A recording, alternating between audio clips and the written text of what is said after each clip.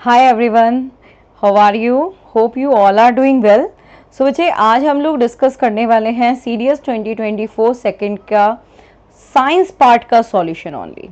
Science part के जो आपके क्वेश्चंस है उसका सॉल्यूशंस। बिफोर वी स्टार्ट थोड़ा सा डिस्कशन करते हैं द पैटर्न जो इसमें आया।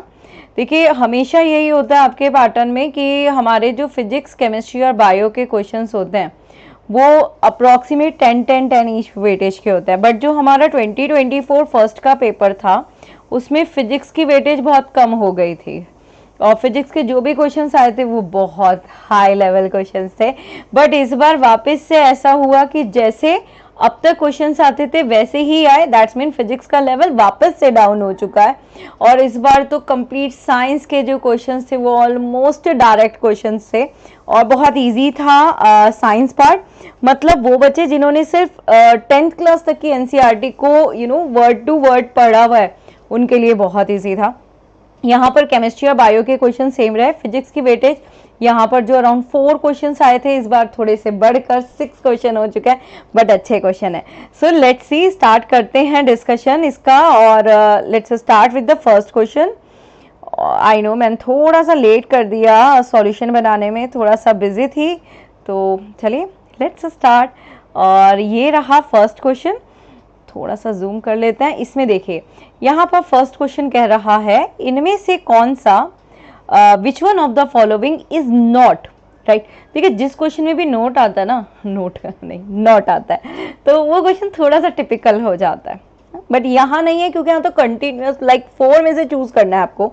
तो सबसे पहले जब भी मैं आप लोगों को पढ़ाती हूँ न्यूट्रिशन टॉपिक, आप लोग जाकर प्लेलिस्ट में चेक कर सकते हैं। तो न्यूट्रिशन टॉपिक में मैं हमेशा बताती हूँ एक माइक्रो न्यूट्रिएंट होता है, एक मैक्रो होता है ना। माइक्रो का मतलब कम, मैक्रो का मतलब ज्यादा। ऑफ कोर्स ये आपको पता था। तो यहाँ पर कौन सा नहीं है, तो इन सब में से वो कौन सा है जो प्लांट को ज्यादा अमाउंट में चाहिए होता है। तो प्लांट्स को जो ज्यादा अमाउंट में चाहिए वो मैग्नीशियम है। ऑफ कोर्स पता होगा आप लोगों को क्योंकि मैग्नीशियम क्लोरोफिल होता है, क्लोरोफिल के अंदर मैग्नीशियम होता है और वही यूवी रेडिएशन को ट्रैप करने में हेल्प करता है। तो और ये सब लीव्स में, स्टेम पे प्रेजेंट होता है, इसलिए ये बहुत कम अमाउंट में तो काम नहीं चलेगा प्लांट का, इसलिए इसका जो करेक्ट आंसर है वो मैग्नीशियम है। Now the next, xylem in a plant, of course plant में ही होता है, are responsible for transport of. Plant के अंदर देखो जो भी ट्रांसपोर्टिंग सिस्टम होता है उसे हम वस्कुलर टिश्यू कहते हैं और जाइलम और फ्लोएम 2 वस्कुलर टिश्यू है। तो जो जाइलम है वो वाटर का ट्रांसपोर्ट करता है, फ्लोएम खाने का करता है। जब ये वाटर का ट्रांसपोर्ट करता है तो उसमें डिजोल्व मिनरल भी करता है।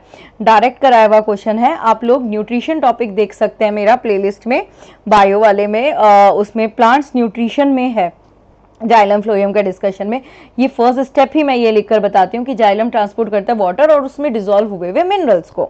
यहाँ पर आगे बात करते हैं नेक्स्ट क्वेश्चन पर, विच one among of the following hormones inhibited. Inhibited का मतलब क्या होता है, लाइक रोकना है, रोकना है ना, या अपोज करना the growth activity in a plant. देखो ग्रोथ एक्टिविटी हो रही है पर प्लांट के पास ना ब्रेन नहीं है, हाँ, तो कोई एक ऐसा हार्मोन है जो उसको कंट्रोल करता है।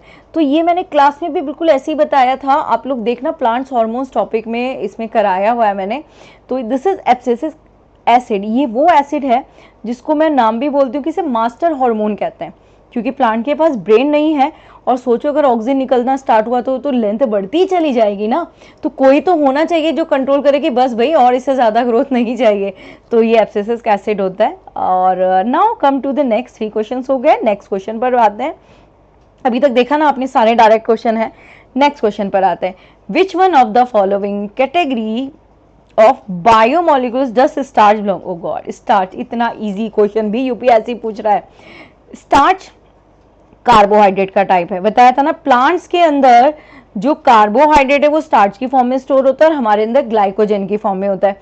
ये टॉपिक मैंने किस में कराया, ये मैंने डायरेक्ट लाइन बताई हुई है आपको। हमारी जो न्यूट्रिशन वाला टॉपिक है ना, हमारी बैलेंस डाइट वाला जो है, उसमें जब कार्बोहाइड्रेट प्रोटीन फैट कराते तो उसमें कार्बोहाइड्रेट में आपको बताया था।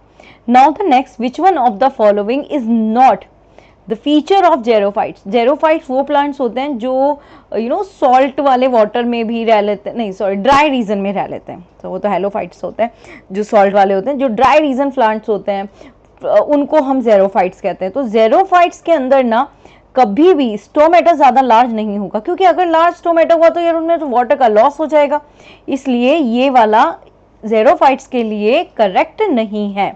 तो नेक्स्ट पर आते हैं। नेक्स्ट क्वेश्चन है हमारा, यस देखो हेलोफाइट्स की बात कर रहे थे इसीलिए मेरे माइंड में चल रहा था हेलोफाइट्स। तो यहाँ पर है हेलोफाइट्स। हेलोफाइट्स कहते हैं कि halophytes are the plant that grow on which one among of the following category of soil. देखो ये हमेशा सॉल्ट रिटेन, मतलब सॉल्ट में वाटर में भी रह लेते हैं, तो स्लाइन जो सॉइल होगा ये उसमें रह लेंगे, इसलिए ये इसका करेक्ट आंसर हो गया। नाउ द नेक्स्ट, इनमें से कौन सा विच one of the following is not, important point ध्यान रखिएगा, is not vascular bundle. Vascular क्या होता है, जो ट्रांसपोर्ट करते हैं, नहीं है। तो सबसे पहला जो ऑप्शन है, मैंने थोड़ा सा ये इसको इरेज कर लेते हैं, ये इसमें वस्कुलर बंडल देखना है, और फर्स्ट ऑप्शन है फ्लोएम। फ्लोएम ट्रांसपोर्ट करता है आपका न्यूट्रिशन को, इसलिए ये तो ऑफ कोर्स ऑप्शन करेक्ट नहीं होगा। जाइलम भी वाटर का कर रहा है, ये भी नहीं होगा। कैम्बियम्स और एंडोडर्मिस, देखो मैं वापस आप लोगों को बताती हूँ, जब मैं आप लोगों को प्लांट्स वाला प्लांट टिश्यूज कराती हूँ तो उसमें आप लोगों को बता रखा है एंडोडर्मिकल या एंडोडर्मिस वो होता है, जैसे आप लोग कोई क्रीम भी लेकर आते हो तो उसमें लिखा हुआ होता है ना, जो आउटर स्किन पर अप्लाई करनी है, तो उसमें लिखा होता है एंडोडर्मिकल यूज। तो एंडोडर्मिस प्लांट्स के अंदर भी होता है, और ये सिर्फ सरफेस पर मिलता है और ये ट्रांसपोर्ट नहीं करता, इसलिए जो करेक्ट आंसर होगा वो एंडोडर्मिस होगा। तो अगर आपने प्लांट टिश्यूज नहीं भी करे थे और अगर आप मीनिंग समझते हो ना, जब भी कोई टैल्कम कोई क्रीम अप्लाई करते हो बॉडी पे, तो उसमें लिखा हुआ होता है कि एंडोडर्मिकल यूज, यानी ये सिर्फ आउटर सरफेस पर है, राइट। अभी नेक्स्ट पर चलते हैं क्वेश्चन पे। In which one of the following medium would the speed of sound is maximum. देखिए सारे के सारे ऑप्शन जो है वो लिक्विड स्टेट में है। एज यू नो सॉलिड में स्पीड सबसे ज्यादा होती है लिक्विड के कंपैरिजन में, मतलब ना लिक्विड में कम होती है। बट अगर हम इनसे पूछें कौन से लिक्विड में ज्यादा होगा, तो जब मैं फिजिक्स में आपको साउंड टॉपिक कराती हूँ तो मैं उसमें बताती हूँ कि जिसमें डेंसिटी ज्यादा होगी, है ना, तो डेंसिटी के साथ में इलास्टिक नेचर भी ज़्यादा होना चाहिए। तो जिसमें डेंसिटी ज़्यादा होगी, और सी वाटर में डेंसिटी ज़्यादा है, सॉल्ट घुलने से डेंसिटी बढ़ती है, इसलिए ये वाले में साउंड की स्पीड सबसे ज़्यादा होगी, है ना, as comparison of this, right. Okay आगे बढ़ते हैं। Which organelles in animal cells can digest foreign material. तो फॉरेन मटेरियल के जो डाइजेशन में है दैट इज योर लाइजोसोम्स, है ना, लाइजोसोम्स ही करता है, ये तो पता ही, तभी तो उसको सुसाइडल बैग भी बोलते हैं, राइट। आगे बढ़े, नेक्स्ट क्वेश्चन की तरफ जाते हैं। Okay, photosynthesis that convert light energy into chemical energy by plants involve use the green pigment. Just अभी आप लोगों को बताया ग्रीन पिगमेंट जो क्लोरोफिल है, the only structure in a leaf that host chlorophyll is. याद रखना क्लोरोफिल जब भी ये मैंने किस टॉपिक में कराया था आपको, प्लांट न्यूट्रिशन वाले में कराया था, जब फोटोसिंथेसिस बताई थी तो मैं हमेशा बताती ऐसे हूँ, chloroplast arrow chlorophyll, that's mean chlorophyll किससे बिलोंग कर रहा है, क्लोरोप्लास्ट से। तो इसका जो करेक्ट आंसर हो गया वो क्या हो गया, क्लोरोप्लास्ट हो गया, राइट। आगे बढ़ते हैं, let's move for a next question. ये वाला क्वेश्चन कंफ्यूजिंग क्वेश्चन था, यस ये जब बच्चों को एग्जाम में आएगा तो डेफिनेटली बच्चों को कंफ्यूज किया गया होगा। विच one of the following is dispersing medium in a liquid, यानी डिस्पर्सिंग मीडियम जो है वो लिक्विड है। ये थोड़ा सा कंफ्यूजिंग है क्योंकि इसके दो आंसर है, मिस्ट भी इसका आंसर है और शेविंग क्रीम भी इसका आंसर, मतलब कोई भी क्रीम होती है वो भी, मिस्ट भी। अब फोम और जेली तो नहीं होगा ऑब्वियसली, है ना, गैस और सॉलिड है उसमें। अब शेविंग क्रीम हो गई, मिस्ट हो गई, दोनों का ही डिस्पर्सिंग मीडियम लिक्विड है। अभी ये मुझे भी कंफ्यूजन है, लेट्स सी यूपीएससी क्या आंसर देता है। और अगर मैं इन दोनों को कंपेयर करूं तो एनसीईआरटी में दोनों एग्जाम्पल दिए हुए हैं dispersing medium in a liquid, but cream मैं इसलिए बोल रही हूँ क्योंकि इसमें दोनों वाला क्रीम दोनों ही लिक्विड वाले फेजेस के हो जाते हैं। तो ये आप देख लीजिएगा एज ए और डी कौन सा रहता है, बट अभी मेरे को जो प्रोबेबिलिटी टर्म में मैं सोच रही हूँ तो मुझे डी वाला ज्यादा क्लियर लग रहा है, बट आप लोग देख लीजिएगा एक बार। अभी यहाँ पर 2 आइसोटॉप्स ऑफ एलिमेंट क्लोरीन, अच्छा ये क्वेश्चन में भी बच्चों को कंफ्यूजन हुआ। देखिए यहाँ पर क्लोरीन लिखकर यहाँ पे सी लिख दिया, सी तो कार्बन का होता है, ऐसा कंफ्यूजन नहीं होना चाहिए क्योंकि क्लोरीन मेंशन करके अगर वो इसकी जगह पे एक्स या वाई भी लगा देता तब भी वो क्लोरीन ही होता। तो उसको ये कंसीडर मत कीजिए कि ये सी लिखा हुआ है, सी तो कार्बन का होता है, बट उसने मेंशन तो क्लोरीन किया है ना। तो क्लोरीन जो होता है एक आइसोटॉप, तो आपको पता ही है दिस इज आइसोटॉप वो जिसका atomic number same, atomic number same A और बी का, डी का है, बी और सी को एलिमिनेट करा हमने। अब दिस इज 35 तो होता ही है ना। दूसरा आइसोटॉप 36 या 37, तो विल गो विथ 37। 36 तो वैसे मैं ये नहीं बोलूंगी कि एग्जिस्ट नहीं करता, बट यस स्टेबिलिटी जो है वो 37 में है, इसलिए डी वाला इसका ऑप्शन ज्यादा करेक्ट होगा। नेक्स्ट में आते हैं, which one among of the following metals is store under oil. Again it is a confusing question, ये स्टूडेंट को वापस कंफ्यूज करा होगा जैसे 11 क्वेश्चन ने कंफ्यूज करा। तो अब पता नहीं या तो यूपीएससी इसको एक्स्ट्रा मार्क्स देगा या नहीं, बट 11 वाले में बनते हैं, हाँ लेट्स सी। बट 13 वाला तो थोड़ा सा क्लियर है, कंफ्यूजिंग है लेकिन क्लियर है। इनमें से कौन सा, विच one of the following metal is not stored under oil. Oil के अंदर स्टोर नहीं किया जाता। एज वी नो सोडियम किया जाता है, पोटेशियम किया जाता है। अब क्वेश्चन आ गया रुबीडियम और लिथियम में से किसको स्टोर किया जाता है। तो ध्यान से सुनिएगा, रुबीडियम जो है वो लिथियम से ज्यादा रिएक्टिव है, इसलिए वी विल सेड कि लिथियम को स्टोर नहीं किया जाता, राइट। तो ये मुझे लगा कि हाँ ये बच्चों को थोड़ा सा कंफ्यूज करेगा, है ना। एक्चुअली लिथियम का भी एक फेज ऐसा आता है जिसमें उसको स्टोर करना होता है, बट वो डिपेंड करता है इन्वायरमेंट के मटेरियल के ऊपर, तो कहीं ना कहीं वो कंफ्यूजन यहाँ पर बन सकता है। अभी तक जो आपने क्वेश्चन देखे आप देख रहे हैं ना कि कैसे क्वेश्चन है, ऑलमोस्ट डायरेक्ट क्वेश्चन है। हाँ चलिए अभी नेक्स्ट आगे बढ़ते हैं, नेक्स्ट क्वेश्चन की तरफ जाते हैं। पोटेशियम नाइट्रेट, पोटेशियम नाइट्रेट याद करो, मैं क्लास में केमिस्ट्री के मैनमेड कंपाउंड में इसको कराती हूँ। पोटेशियम नाइट्रेट KNO3, ये गन पाउडर का केमिकल फॉर्मूला है ना। गन पाउडर में इसकी साथ में आपने सल्फर और कार्बन मिलाया था, और बताया भी था कि ये जब सिर्फ पोटेशियम नाइट्रेट है तो ये सिर्फ एक्ट एज अ फर्टिलाइजर, और नाइट्रोजन इज फर्टिलाइजर। तो यस इसमें क्या था, नॉट यूज है, तो फर्टिलाइजर की तरह तो यूज होता है। और ये ना हमारे फंगल इन्फेक्शन में भी यूज किया जाता है, मेकिंग गन पाउडर। ये 3 तो हो गए, तो एलिमिनेटिंग फॉर्म में भी हम बोल सकते हैं। ये मीट प्रोडक्ट्स को प्रिजर्वेटिव्स के लिए यूज में नहीं आता, तो ये वाला एज नॉट करेक्ट, तो D should be the correct answer. Now come to the next question. Next question कहता है, the surface of a concrete structure of a new construction is covered with a straw or gunny bags by wetting it. This is done. 2. ये मैंने manmade compound cement में आप लोगों को बताया था कि जब हम सीमेंट को वाटर के साथ मिला के कोई कंस्ट्रक्शन करते हैं तो वो हमारी एक्सोथर्मिक रिएक्शन होती है। जब ये एक्सोथर्मिक रिएक्शन स्लो हो जाती है यानी ऑलमोस्ट बंद हो जाती है तो कंप्लीट सॉलिडिफाइड हो जाता है। तो इस प्रोसेस को जब हम कंस्ट्रक्शन में यूज़ करते हैं तो इसको बढ़ा देते हैं, तो जितना ये स्लो होगी स्ट्रक्चर उतना ही स्ट्रांग होगा। तो उसको करने के लिए क्या किया जाता है, इसको कवर कर दिया जाता है। तो बेसिकली फास्ट एवापोरेशन को रोकना है, इसीलिए थोड़ी एवोपरेशन का रेट कम होगा, देर में सूखेगा, स्ट्रक्चर स्ट्रांग होगा, राइट। आगे बढ़ते हैं। Which one among of the following statement for the gases mention below is not correct. मतलब ये गैसेस के लिए है और कौन सा करेक्ट नहीं है। हो विजिबल तो हो रहा है, थोड़ा ब्लर है ये, है ना, फिर भी मैं रीड कर देती हूँ। फर्स्ट स्टेटमेंट में कहता है hydrogen has 3 isotope, that's true, protium, deuterium और ट्रिटियम। नेक्स्ट कहता है helium is commonly use gas in a electric bulb. Electric bulb में हीलियम नहीं आर्गन और नियॉन फिल किए जाते हैं। Oxygen is use to burn fuel in a rocket engine in space का, absolutely right. Nitrogen can be use in a gases form for a replace air in a food packaging. Yes, क्योंकि nitrogen सबसे ज्यादा oxide बनाती है, तो इसका जो correct answer है वो बी है। Helium is commonly under gas in electric bulb, no, that is argon and neon.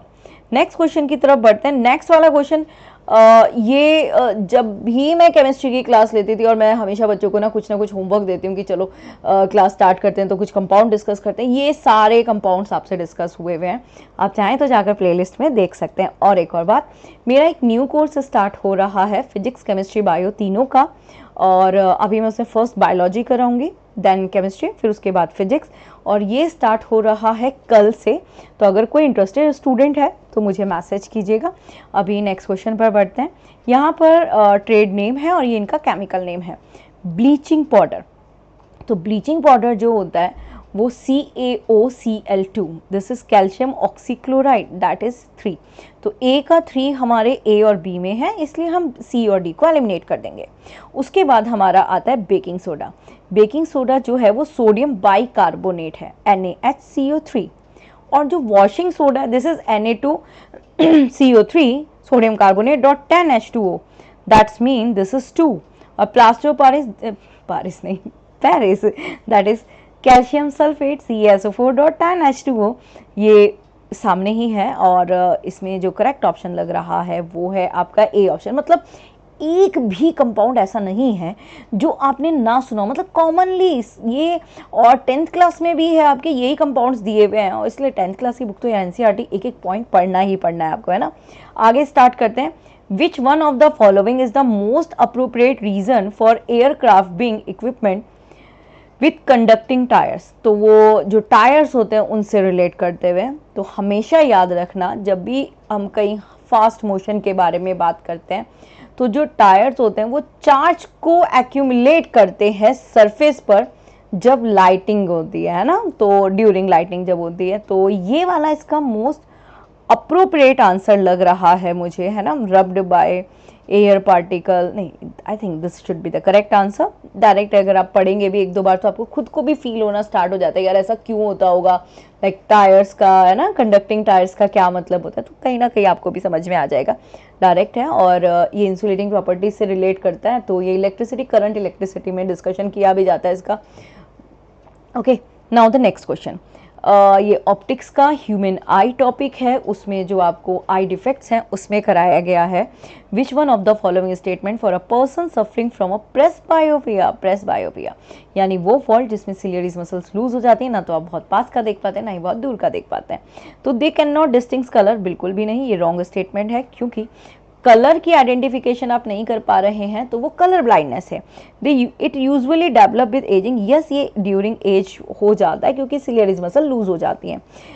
They were either a bifocal lens, absolutely, consisting both concave और कन्वेक्स, और अ प्रोग्रेसिव लेंस, एब्सोल्युटली। इसमें दो lens use किए जाते हैं ना, तो ये 2 और 3 वाला इसमें करेक्ट है, which is your D option, इसलिए ये वाला करेक्ट ऑप्शन हो गया। मैंने ह्यूमन आई की एक क्लास डाली हुई है, आप चाहें तो प्लेलिस्ट में चेक भी कर सकते हैं। और नेक्स्ट क्वेश्चन की तरफ बढ़ते हैं। हाँ, ये थोड़ा सा न्यूमेरिक टाइप क्वेश्चन है, नहीं भी करोगे तो चल जाता है क्योंकि ईजी था। वैसे ये ईजी था क्योंकि speed equal to distance upon time वाला लगभग वही फार्मूला लगना था। लेट्स सी क्वेश्चन को कैसे सॉल्व करेंगे। इसमें कहता है एक साउंड वेव है जिसकी जो फ्रिक्वेंसी है वो 300 हर्ट्स है, it's travelling in a unknown medium, its wavelength is not known, जिसकी हमें वेवलेंथ नहीं पता, it travel a distance equal to, अब इसका जो डिस्टेंस है, हाँ, वो इक्वल है 150 times of its wavelength, that's mean 150 lambda in time. ठीक है, टाइम टी, कितने टाइम में, टी टाइम में। तो अब आपको बताना है what is the value of T, ये ऐसे करके हो गया ना। तो आपके पास जो फॉर्मूला होता है वो होता है क्या निकालना है आपको, what is the value of T. तो आप इसको speed is equal to distance upon time करके कर सकते हैं, है ना। तो यहाँ पर पहले आपके पास फ्रीक्वेंसी दी हुई है, तो फ्रीक्वेंसी से आप करेंगे v is equal to N lambda, right. तो यहाँ आप स्पीड निकाल लेंगे, तो फ्रीक्वेंसी आपको दे रखी है 300 और लेमडा जो है वो आपको दिया हुआ है, that is only lambda consider कर लो, this is v।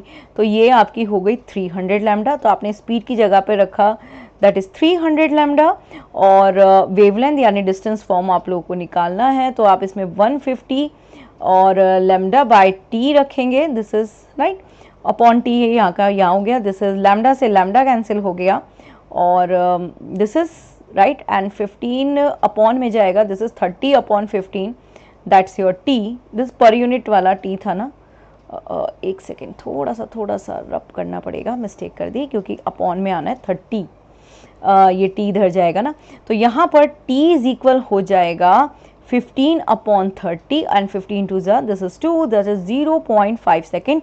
Yes, 0.5 second is in an option, तो इसका जो करेक्ट आंसर है वो है A. Now let's move next question की तरफ। ये वाला क्वेश्चन आपका डायरेक्ट स्टेटमेंट का क्वेश्चन है, इसको हम मिक्स बोल सकते हैं, मतलब फिजिक्स में बोल सकते हैं, अदरवाइज ये ज्योग्राफी से रिलेट करता है। तो सन अर्थ सिस्टम में सन अर्थ और लैंडिंग जो L4 पॉइंट होता है उनके बीच में हमेशा इक्विलेटरल ट्रायंगल बनता है, तो कंसेप्चुअल क्वेश्चन था और ज्योग्राफी का डायरेक्ट क्वेश्चन था। यहाँ पर है कौन सा statement is not true for a glass. जब मैंने क्लास ली थी लास्ट तो शायद मैंने बताया था CAPF में 3 क्वेश्चन ग्लास के थे, इसलिए पूरा चांसेस था कि सीरियस में ग्लास का क्वेश्चन आएगा ही आएगा। तो मैंने स्टूडेंट्स को बोला भी था कि आप ग्लास टॉपिक को अच्छे से कर लीजिएगा, एटलीस्ट एक क्वेश्चन की वेटेज आनी आनी। और देखिए आ गया क्वेश्चन। तो सबसे पहले sodium silicate is known as water glass, absolutely correct statement. Glass super cool liquid है, बिल्कुल ठीक है, मैन मेड कंपाउंड है, मैंने ये क्लास में कराया हुआ भी है, आप चाहें तो रिकॉर्डिंग में देख भी सकते हैं। And develop on a cooling of the मॉल्टन mass of, बिल्कुल ठीक है। तो जो क्रिस्टलाइन होता है वो ठंडा करने पे होता है, और इसमें मैंने बताया भी है एनालिंग फॉल्ट होने के भी चांसेस होते हैं। तो ये 3 तो करेक्ट स्टेटमेंट है। ऑब्वियसली ये वाला आपका रॉन्ग है, लेकिन फिर भी देखो इसमें क्या रॉन्ग है। Coloured glass can be made by adding different colouring material, different colouring materials नहीं, मेटल के ऑक्साइड्स डाले जाते हैं, तो इसलिए डी वाला जो है ये रॉन्ग है। Now next, which one among of the following is responsible for determining the chemical properties? chemical properties कभी प्रोटॉन और न्यूट्रॉन पर डिपेंड नहीं करती, ये पूरी तरह से डिपेंड करती है इलेक्ट्रॉन पर, इसलिए इसका जो करेक्ट आंसर है वो है B, electrons. Now let's move, थोड़ा सा और आगे बढ़ते हैं। Which one among of the following is use in a bleaching of paper? Paper को ब्लीच करने के लिए हमेशा क्लोरीन का यूज़ करते हैं, और जो बच्चे ना न्यूज़ सुनते रहते हैं, न्यूज़पेपर पढ़ते रहते हैं, उनको इसके बारे में पता होगा कि पेपर्स जनरली हमें ऐसे ही थ्रो नहीं करने चाहिए, क्योंकि अगर जो काव बफलो उसको खाती है तो उनको नुकसान पहुंचता है। क्लोरीन इस कहीं ना कहीं हार्म्ड हो जाती है जब आप डायरेक्टली लेना स्टार्ट करते हैं। तो क्लोराइड यूज़ किया जाता है फॉर ब्लीचिंग पेपर, पेपर को क्लीन करने के लिए। और आगे बात करते हैं एक्सरेज के बारे में। तो एक्सरेज जो हैं वो इंस्पेक्ट करती हैं well joint between two metals part of a machine, absolutely right. ये स्टडी स्ट्रक्चर ऑफ क्रिस्टल के लिए है, बिल्कुल ठीक है, इसलिए ये बोथ 1 और 2 स्टेटमेंट करेक्ट हो गए। ये कहाँ पढ़ा हमने? ये वेव्स थ्योरी की जो हमारी इलेक्ट्रोमैग्नेटिक वेव्स हैं वहाँ पर पढ़ा। नेक्स्ट पर आते हैं, which one of the following heat transfer is an example of convection? Convection वो मोड होता है जो लिक्विड और गैस में होता है और सॉलिड में नहीं होता। और इसमें क्या होता है ना, जब आप किसी पार्टिकल को करते हैं ना, वो अपनी पोजीशन लेफ्ट करके अपवर्ड आ जाता है और उससे वाला नीचे आ जाता है। तो this types of mode of transformation of heat is called convection. अब देख लीजिए, माइक्रोवेव को it's a radiation form, heating a rod बिल्कुल नहीं आएगा, that's a conduction, feeling of warm in your son, ये रेडिएशन हो गया। तो इज अ बॉइलिंग वाटर, देखो क्लियरली वाटर वाला यही ऑप्शन है, इसलिए बी करेक्ट आंसर है। आगे देखते हैं, रेनबो में इनमें से कौन सी process formation of a water droplet involve? Rainbow में बेसिकली आपकी जो फिनोमिनाज होती हैं वो फर्स्ट होती है आपकी रिफ्रैक्शन, रिफ्रैक्शन के बाद रिफ्लैक्शन, उसके बाद अब दैट डिपेंड्स ऑन कि प्राइमरी है या सेकेंडरी है। तो रिफ्लैक्शन दोबारा से होती है, रिफ्रैक्शन होती है, और जब रिफ्रैक्शन हो रही होती है तो TIR भी होती है, पार्शियल, और उसके बाद होती है डिस्पर्सन, है ना, डिस्पर्सन। ये फिनोमिनाज हैं जो रेनबो में चारों होंगी तभी रेनबो बन पाएगा। तो यहाँ पर देख लिए, सिंगल रिफ्रैक्शन ऑफ लाइट बिल्कुल नहीं है, 1 internal, that depends on primary secondary, तो 2 इंटरनल वही प्राइमरी सेकेंडरी, तो बोथ रिफ्रैक्शन एंड TIR बिल्कुल है, दोनों दिए हुए हैं, इसलिए D should be correct answer. Next वाले पर आते हैं, this is ozone hole is region over. वैसे इस वाले क्वेश्चन को हम साइंस कैटेगरी में बोलें क्योंकि ओजोन नाम आ गया, बट ये एक्चुअली जो क्वेश्चन है मेरे हिसाब से ये ज्योग्राफी का जाना चाहिए, लेकिन डिस्कस कर लेते हैं। एंटार्क्टिक पर हुआ था, ये कॉमनली पता भी होगा आपको, है ना। चलो, अभी यही थे हमारे क्वेश्चन साइंस के, और बहुत इजी लेवल के थे। हाँ, थोड़ा सा जो कंफ्यूजिंग था वो मैंने आपको बताया कि वो 2 क्वेश्चन थे जो मुझे भी लगा कि हाँ स्टूडेंट को कंफ्यूज कर सकते हैं। तो बताना आप लोग का पेपर कैसा रहा। एंड अभी हम लोग न्यू कोर्स स्टार्ट कर रहे हैं कल से एट 8 o'clock 8 PM। तो उसमें अभी हम लोग स्टार्ट करेंगे बायोलॉजी, और अगर कोई इंटरेस्टेड स्टूडेंट होगा तो मुझे बताना, मैसेज करना। And that's it for today, bye bye, take care, जय हिंद।